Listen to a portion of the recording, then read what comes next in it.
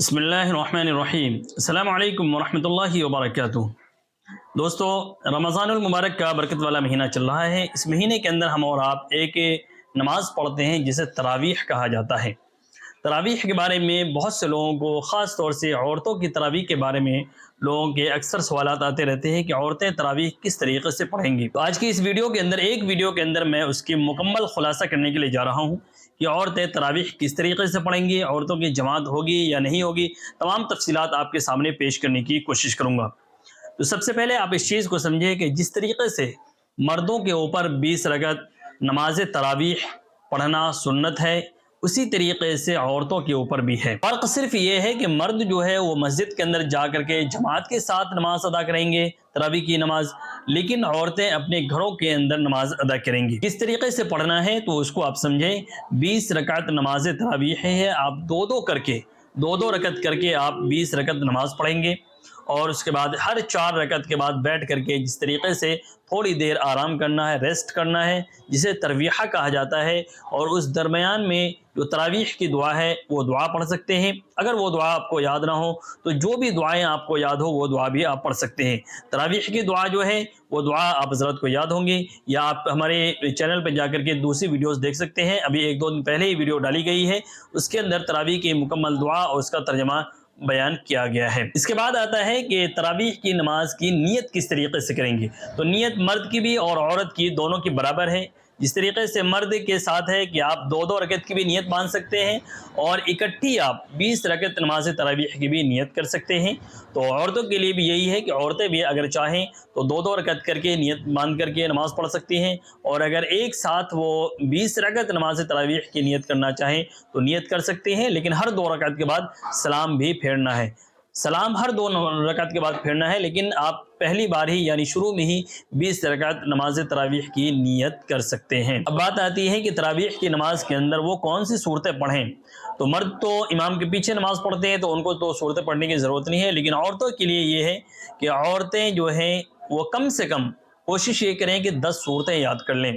الم تر کیف سے لے کر کے قل اعوذ برب الناس تک 10 صورتیں یاد کر لیں، اور ہر رکعت میں 10 رکعت اس طریقے سے پڑھیں، ایک ایک کر کے، پھر اسی کو دوبارہ دہرا لیں، اور اگر 20 صورتیں یاد کر سکتی ہیں آسانی کے ساتھ تو 20 صورتیں یاد کر لیں۔ لیکن اگر کوئی ایسی عورت ہے، کوئی لڑکی ہے جس کو اتنی صورتیں 10 صورتیں یا 20 صورتیں یاد نہیں ہیں، تو جتنی صورتیں ان کو یاد ہیں اتنی صورتوں کو ہی وہ دوبارہ کر کے پڑھ سکتی ہیں۔ اگر کسی کو 2 ہی صورتیں یاد ہیں تو انہی 2 صورتوں کو وہ بار بار بھی پڑھ سکتی ہیں، کسی کو 4 یاد ہے تو 4 میں بھی وہ پڑھ سکتی ہیں۔ لیکن کوشش یہ کرنا ہے اس کے ساتھ ساتھ آپ کو کہ 10 کم سے کم صورتیں یاد ہو جائیں، اس کے لیے آپ کو محنت کرنا ہے اور یاد بھی کرتے رہنا ہے۔ اب آئیے اس مسئلے کی طرف جو اکثر و بیشتر عورتوں کے اندر یہ مسئلہ چلتا رہتا ہے کہ عورتوں کی جماعت ہو سکتی ہے یا نہیں ہو سکتی ہے۔ تو اس کا جواب یہ ہے، آپ مختصراً یہ سمجھیں کہ عورتوں کی جماعت وہ منع ہے، مکروہ تنزیہی ہے۔ فقہ احناف میں اس چیز کو منع کیا گیا ہے، مکروہ بتایا گیا ہے کہ عورتوں کی جماعت نہیں ہو سکتی ہے۔ ہاں، اگر عورتیں جماعت کے ساتھ نماز پڑھنا چاہتی ہیں تو اس کے لیے شرط یہ ہے کہ مرد امام ہو، اس کے بعد اس کے پیچھے 2-4 مرد ہوں کم سے کم، اس کے بعد گھر کے بچے کھڑے ہوں، اس کے بعد بیچ میں پردہ ڈال کر کے پیچھے عورتیں کھڑی ہو سکتی ہیں اور اس جماعت کے اندر شریک ہو سکتی ہیں، اور اس کے بعد اگر وہ امام جو ہے ان عورتوں کی بھی نیت کر لیں تو ان عورتوں کی بھی جماعت کی نماز ہو جائے گی۔ لیکن امام عورت ہو، اس کے بعد پھر عورتیں ہی نماز پڑھیں، اس چیز کو پسند نہیں کیا گیا ہے، اس چیز کو مکروہ تنزیہی بتایا گیا ہے، عام نمازوں میں بھی اور اسی طریقے سے تراویح کی نماز میں بھی عورت اگر امام بنے تو یہ مکروہ تنزیہی ہے۔ حضرت امام اعظم ابو حنیفہ رحمۃ اللہ علیہ کے نزدیک یہی مسئلہ ہے، اور اس کی وجہ یہ ہے کہ حضرت عائشہ رضی اللہ عنہا سے صرف ایک مرتبہ پوری زندگی کے اندر جماعت سے صحابیات کے درمیان جا کر کے جماعت سے نماز کرانا ثابت ہے۔ ان کے بعد پھر دوبارہ ان کی زندگی میں بھی یا کسی دوسری صحابیات کی زندگی میں بھی اس کا کوئی ثبوت ہمیں نہیں ملتا ہے کہ صحابیہ جو ہے وہ امام بنی ہو اور اس کے بعد عورتوں کی جماعت ان کے پیچھے ہوئی ہو۔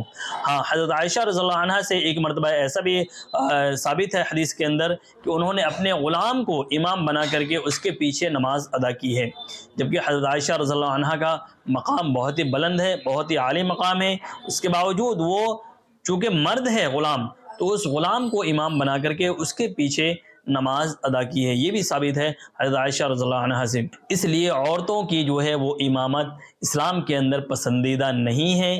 اس کی سب سے اہم وجہ یہی ہے کہ مرد کو امام بنایا جائے تاکہ مرد کا جو مقام ہے، جو مرتبہ ہے، وہ بھی بڑا رہے، اور عورتوں کو اس چیز کے بارے میں اس کو پروموٹ نہیں کرنا ہے۔ اگر کسی نے پڑھ لی ہے نماز تو جائز ہے، نماز ہو جائے گی، لیکن اس چیز کو بڑھاوا نہیں دیا جا سکتا ہے، اس کو پروموٹ نہیں کیا جا سکتا ہے، چونکہ صحابیات کے بعد کے جو تابعین میں یا تبع تابعین میں بھی اس طریقے کا کوئی عمل ہمیں نہیں ملتا ہے کہ وہ جماعت سے نماز کراتی ہوں گھروں میں بھی یا کسی بھی جگہ پر۔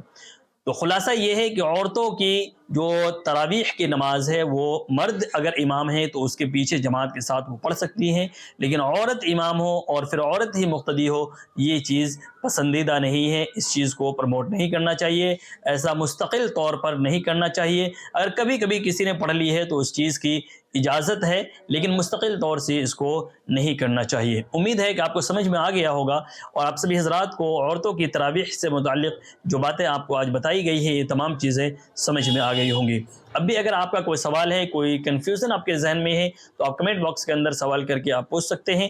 اسی طریقے سے ہماری ای میل آئی ڈی پر بھی آپ سوال کر سکتے ہیں، انشاءاللہ آپ کے سوالوں کے جوابات دینے کی پوری کوشش کی جائے گی۔ آپ سے گزارش یہ ہے کہ آپ اس ویڈیو کو زیادہ سے زیادہ اپنے دوستوں کے پاس، اپنے فیملی ممبرز کے پاس بھی ضرور شیئر کریں تاکہ ان کے علم میں بھی اضافہ ہو اور وہ ان تمام چیزوں کو سیکھ کر دین پر عمل کرنے والے بنیں۔